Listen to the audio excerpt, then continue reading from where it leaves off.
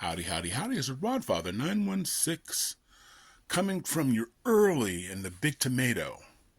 That's what they used to call Sacramento. I think they still do. The Big Tomato. When I first moved there, I went, what? Can't you hear it now? Somebody's looking at some brochures about Sacramento going, so Marge, where you decide to go? I'm going to the Big Tomato. Sacramento. It's such a bustling town. Anywho, let's move on.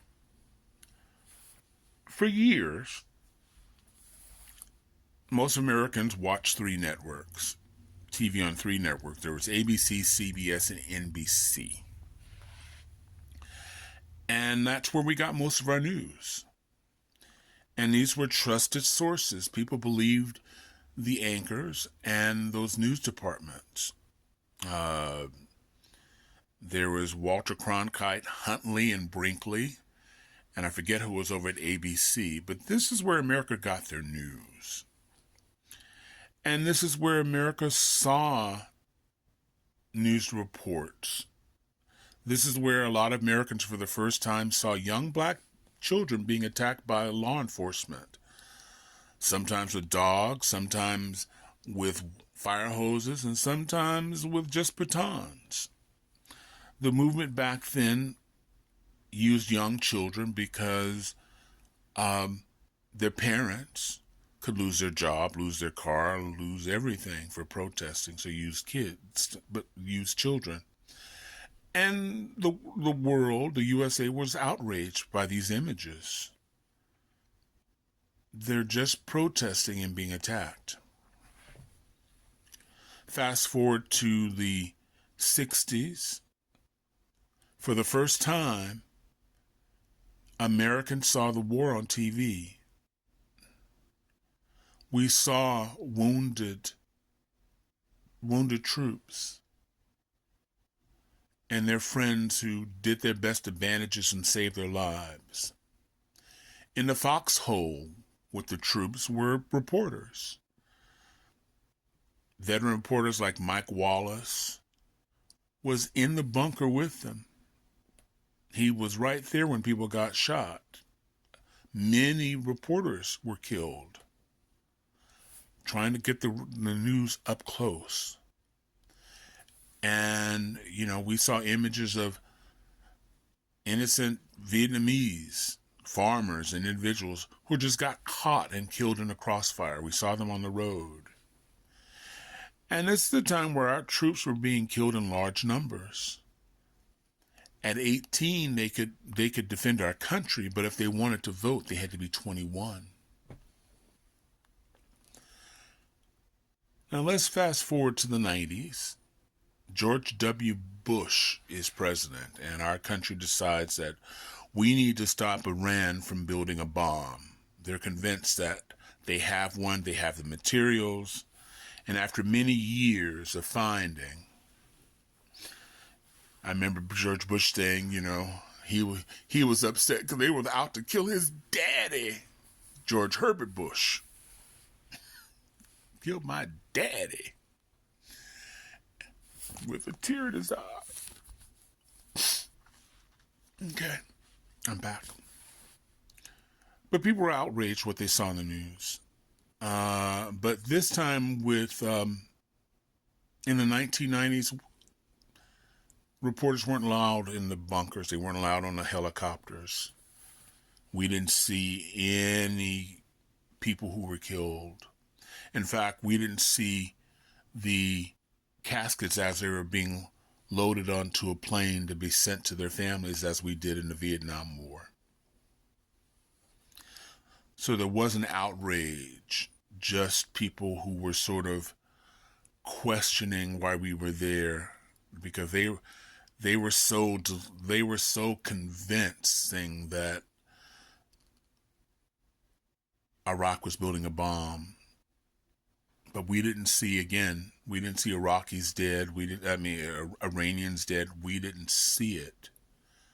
So it was difficult to be outraged. There weren't any protests or anything like that taking place. Fast forward to 2024, last year, not even a year. The two front one runners, Donald Trump and Kamala Harris, are being interviewed by a newscast. We want to know who these people are. CBS interviews Donald Trump, and then they go on to interview Kamala Harris. Donald Trump doesn't like Kamala Harris's interview, threatens to sue CBS, which something in my mind should have been a slam dunk, freedom of the press, who was hurt, who was damaged. CBS settled. And I've noticed some changes in the press. Are we being limited to what we see? Unlike the 60s and 70s, people don't believe what they're seeing. They don't believe the press. Cable news is down double digits. People don't trust the press. Is this something delivered by the government?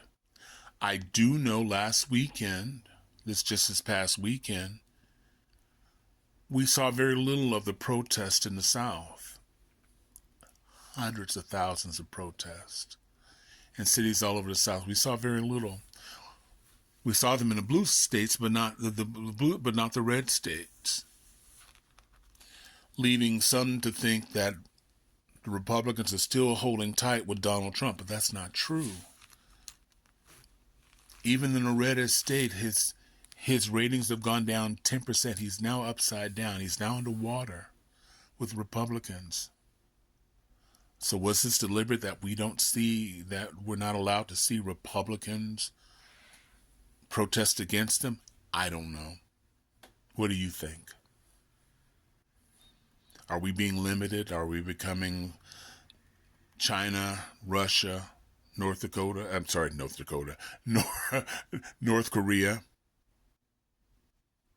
What do you think? I'm going to end here. That's the Rodfather 916, wishing everybody love, joy, peace, and happiness. Are we being limited? Because most people now get their news on Facebook, TikTok, and YouTube. But there's no one on those sites can verify the validity of the news. And Facebook stopped a few years ago. It's like, hey, whatever. Now, because I used to blog a lot, or it's just my nature, I always check. If it's an outrageous story, I always check the sources, reliable sources. New York Times, Washington Post, LA Times, Wall Street Journal. If I can't find any store, anyone to corroborate those stories on any of those sites, I go, dismiss it. But most of you watching me right now will simply forward it. And with AI, it's kind of scary out there. Who do you trust? Who do you believe? Is it deliberate? Or is it Maybelline? This is Rodfather, wishing everybody love, joy, peace, and happiness. Please like, follow, subscribe, all those things wherever you see me. And I'm out of here. What do you think? What do you think? Bye now.